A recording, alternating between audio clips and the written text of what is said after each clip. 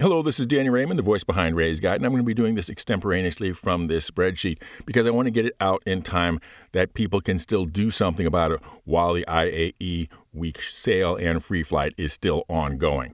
And so I'm going to avoid having to take the time to do a full script. But that's why this will be a little more loosey-goosey. One of the great things about the IAE Expo is that we have the full menu of ships in front of us. And therefore, we have the full menu of ships that we could consider as being our starter ship, not just the few that they have available right now or the few that they have starter ship packages for. We can buy any starter ship and then use the upgrade feature to upgrade it to any other ship. So this is the broadest possible look at what ships could be starter ships. So what makes for a starter ship? Well, it's a ship that you're going to learn how to fly in, and it's a ship you're going to be doing the kind of things that starter missions and starter career paths need.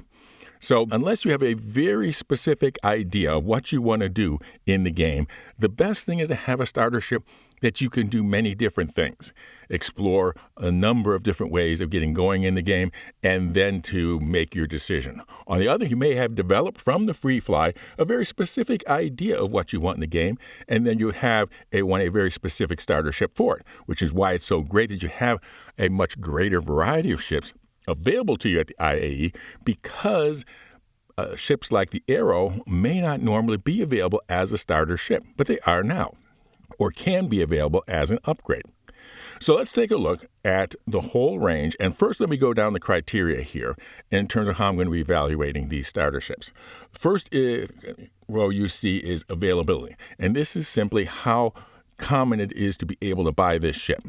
5 bars of availability means it's available all the time, and there's a one-click ability to pick up the ship. 4 bars of availability means that it is available all the time, but there is no prepackaged starter package, so you have to buy a lower price starter package and then upgrade to this ship. 3 bars of availability means that the ship is usually available, but not always available.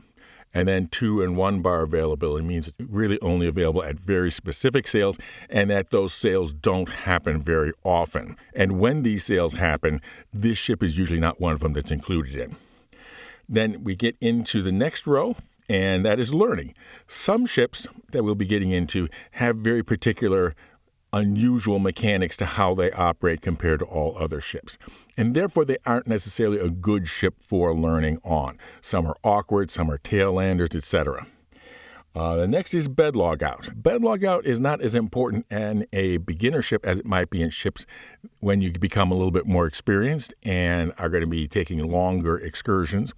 Most of your beginning excursions are going to be able to be so that you can land at the beginning and the end of your play session. But still, there will be occasions where it will be convenient for you to log out in your bed at a location in space and pick up the same location from there. So it's a criteria, but not necessarily a very important one. Now, small spaces means that this can be landed in a very close area. This can be very helpful in case you want to park right next to the door and complete your delivery missions faster, for example, or if you're using this ship as a way to shuttle yourself to someone else's capital ship. And a small space will mean it'll be easier for you to land and easier for them to find space in their landing bay for your beginning ship. You show up in a very large footprint ship, they may not have a place for you to land. And so for beginner ships in particular, small footprints are to be preferred. Now we're going to get a little bit more into the specific things you do with a beginner ship. The first is transport yourself around, which is almost a gimme, but how convenient it is for you to transport yourself around. Because there's a lot of missions, caves, bunkers, where the main thing you're using your ship for is just getting to the location, and it's not really participating much in the mission itself. But you do need to get yourself around.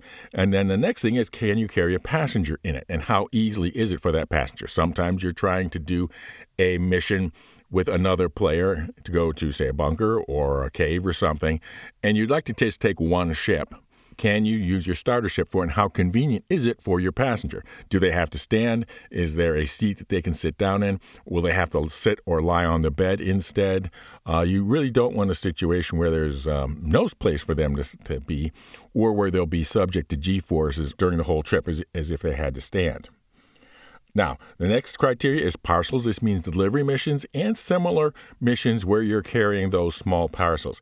Is there a place to have them on the ship?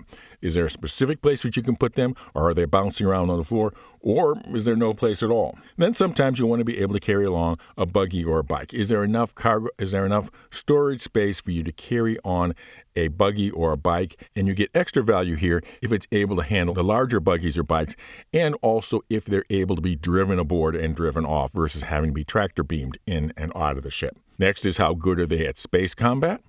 And then how good are they in atmospheric combat? And that the second one has to do with how aerodynamic they are. Do they slice through the air well? Racing is an activity you may want to pay attention to or participate in. Some ships obviously are better for racing than others, and that's reflected here. Mining in this case does not mean being a specialist mining ship. And by mining here, I mean, can it carry a rock mining buggy? Obviously, any ship, if all you're going to be doing is hand mining with a multi-tool, can be your mining ship. But the question really is, can it store a rock mining buggy? And then finally, trading and cargo missions. To really be able to do cargo missions, you have to be able to do about 11 SCU because that is the maximum size of your beginning qualification cargo hauling mission. For trading, where you're buying the cargo yourself, unless you're dealing with very limited cargo ban, you probably need at least about 40 SCU of cargo space in order to just have the economics work out compared to the other ways of earning money as a starter. So let's take a look at that. Our first category are starter ships, $30 to $44. And there's two tried and true, always available. They're the default choices most of the time, and that's the Aurora MR and the Mustang Alpha. And at $30 ship value, $45 for the package, they offer a lot of things. Some of the big problems with them is the Mustang Alpha does not have a bed, and so neither of them are very good at passengers. A passenger in the Aurora would have to spend the entire trip lying down in the bed. It isn't even available to sit on the bed. Neither of them can carry vehicles. The Mustang has an external cargo bay that you can put your parcels in, a drop-down. The Aurora, the parcels are bouncing around on the floor, which is a nuisance, but it can work just fine. In atmospheric combat, the Mustang Alpha has a superior aerodynamic shape. And that also makes it a good choice if you want to get started in racing with a $30 ship. And then finally, for trading and cargo, unless you're carrying some very high-value contraband, you're not going to be able to make enough money on trading and cargo with the capacity that the Mustang or the Aurora can take care of. Now, one step up, we have the Starter Plus range. This is $45 to $59. And there's a couple really good standout ships here. The first is the Cutter, which is Drake's starter ship, which has a lot of nice features. It has cargo area, it has a bed, it has living spaces. It's nice and compact and is generally a very good ship unless you're trying to get into combat. It has very limited combat ability, very limited racing ability. You can, however, on the Cutter, fit a rock in the back of the standard Cutter. And so it is the cheapest ship that you could rent a rock, take it out, and start mining. And again, for trading, unless you're dealing with a very high value, like a very high value contraband, it's not going to be a good ship to make your money on just by trading. The Pisces is the standard Star Trek shuttlecraft of the verse. It's good for a great many things, but there is no bed on it. It can hold a mini bike in the back. Reasonably good at most forms of combat. The Cutter and the Pisces are probably most players' preferences in this Starter Plus package, where it's up to $15 more than the cheapest ships. Next, we have the Starter Plus Plus. This is from $60 to $74. And a long-time standout here is the Avenger Titan.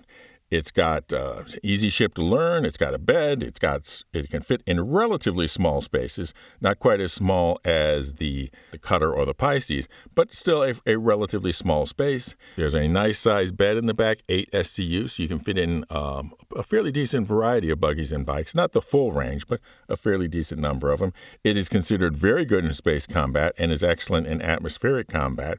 It has a size 4 and 2 size 3 weapons. With 8 SCU, you're pretty much having to deal with contraband, but it doesn't have to be the most valuable contraband in order to make money in hauling and trading in the Avenger Titan. By comparison, the 300i is weaker in a couple areas, particularly its ability to handle bikes. Here we have our new entry, the Intrepid, at $65, or $5 more than the Titan.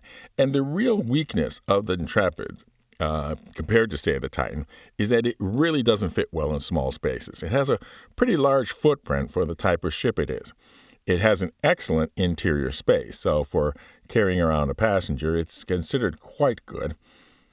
But when it comes to being able to carry a buggy or a bike, it's at the lowest level because the only bike it can carry is the Pulse, and you have to actually tractor beam that in. It's not ride in, ride off.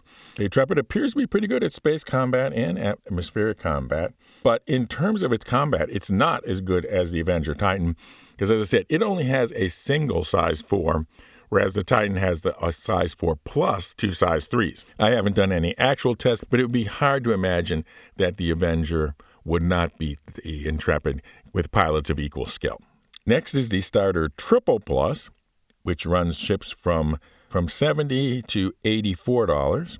Here we have some fairly unique. The Sulin and the Reliant Tana, honestly, I'm not that thrilled with these ships. The Sulin has 6 SCU, but it can only be 1 SCU boxes at a time, so it's a pretty inconvenient ship in order to use for cargo hauling. Its primary advantage is that it's got a very distinctive and unique shape, so it's sort of almost a show-off ship. Which do you really need that as your starter? You're going to be showing off a bit more later.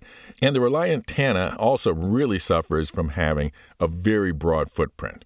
Its landing configuration is the horizontal configuration, and so it takes up a lot of space when it's sitting on the pad.